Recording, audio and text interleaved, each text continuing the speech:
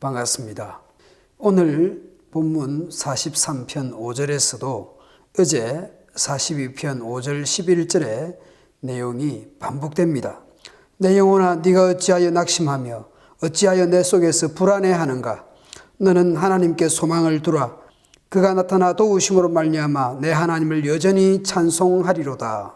43편에서 시인은 낙심하거나 불안하게 되는 이유가 무엇일까요?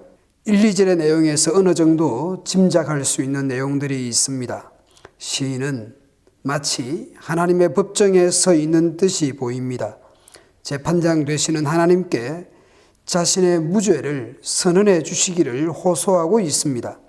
경건하지 않는 자들, 악하고 거짓된 자들에게서 하나님께서 변호해 주시기를, 구해 주시기를 기도하고 있습니다. 시인은 경건하지 않은 자들, 악한 자들, 거짓된 자들에 둘러싸여서 아주 억울한 상황에 있는 것 같습니다.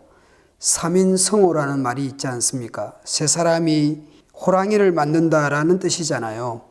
거짓된 말도 여러 번 되풀이하면 참된 것으로 여겨진다라는 뜻입니다.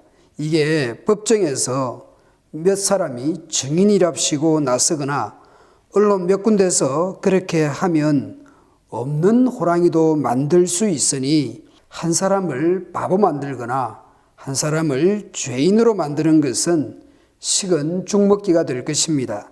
그런데 당하는 사람 입장에서는 정말 돌아버리네이션이 되는 겁니다. 이런 거 한번 당해보셨습니까? 머리가 휘어지고 머리에 대상포진이 올 수 있습니다. 그래서 시인은 이 같은 사실을 하나님께 호소하고 있습니다. 경건하지 않는, 하나님을 두려워하지 않는 사람들, 악한 자들, 거짓말하는 자들을 잡으러 다니는 것이 아니라 하나님의 법정에 호소하듯이 기도하고 있습니다. 왜 시인은 재판장 되시는 하나님을 찾습니까? 하나님께서 피난처이기 때문입니다. 2절의 본문의 시작은 왜냐하면 이라는 단어를 넣어야 할 것입니다. 왜냐하면 주는 나의 피난처가 되시는 하나님이시기 때문입니다. 그런데 문제는 또 있습니다. 내가 이렇게 힘든데, 내가 이렇게 기도하는데 왜 하나님께서는 해결해 주시지 않으시는가? 이런 상황에서 하나님은 왜 침묵하시는가입니다. 시인은 그런데 왜 나를 버리셨습니까? 라고 표현을 합니다. 계속 기도하는데 문제 해결은 안 될 때에 나의 기도에 침묵하시는 이유가 혹시 하나님께서 나를 버리신 것은 아닐까라는 생각까지 이르게 된 것 같습니다. 하나님의 침묵이 자신을 버린 것으로 생각한 것 같습니다.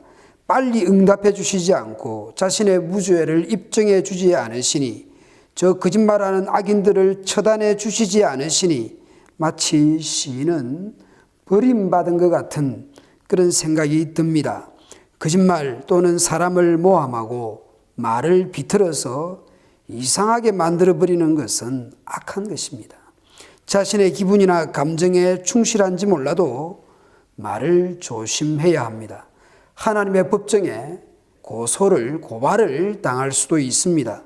하나님께서 하나님의 법정에 호소하는 이 시인에 대해서 문제를 해결해 주시지 않으시니까 경건하지 않는 자들, 악한 자들, 거짓말하는 자들에 대해서 가만히 두시니까 혹시 하나님께서 나를 버리신 것은 아닐까라는 생각을 하는 것 같습니다. 시인은 어째서 내가 원수들에게 학대를 받고 이렇게 슬퍼해야 합니까? 다시 호소합니다. 아주 힘든 일을 겪으면 두 가지의 질문을 하게 되지 않습니까? 왜 나에게 이런 일이 일어나야 되는가? 내가 왜 이렇게 당하고 살아야 되는가? 왜라는 질문을 하게 됩니다. 그리고 이유를 알고 나면 내가 언제까지 이렇게 당하고 살아야 됩니까? 나는 왜 당하고 살고 언제까지 이렇게 당하고만 살아야 하는가? 그런데 시인은 현 상황에서 하나님 앞으로 나아가고자 합니다. 주의 빛과 주의 진리를 보내셔서 나를 인도하시고 주의 거룩한 산 시온과 주가 계신 성전으로 나를 이끄소서. 그러면 내가 하나님의 제단으로 나아가겠습니다. 주는 나에게 최대의 기쁨입니다. 하나님이시여, 나의 하나님이시여, 내가 수금으로 주를 찬양하겠습니다. 2절과 3절 사이에는 뭔가 간격이 있어 보입니다. 1, 2절에서 기도하던 시인은 3, 4절에서 이제 성전으로 나아가고자 합니다.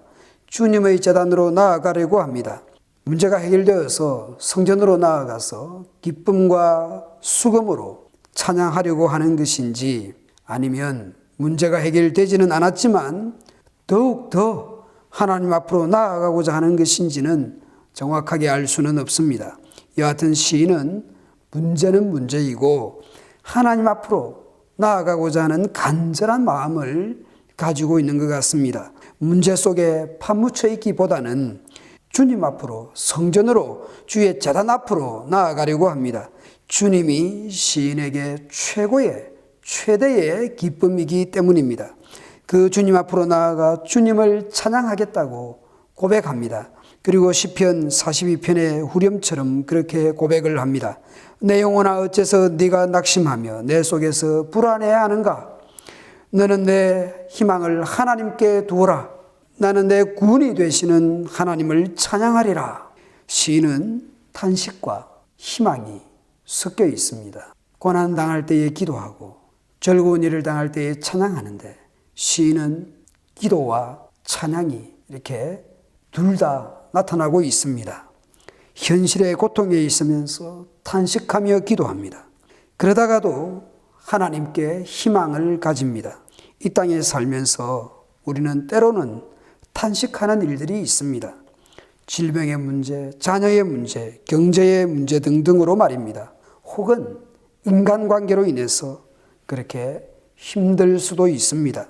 내가 직접 보복하거나 원수를 갚거나 하지 않고 여하튼 하나님 앞으로 우리의 문제를 들고 나아갑니다.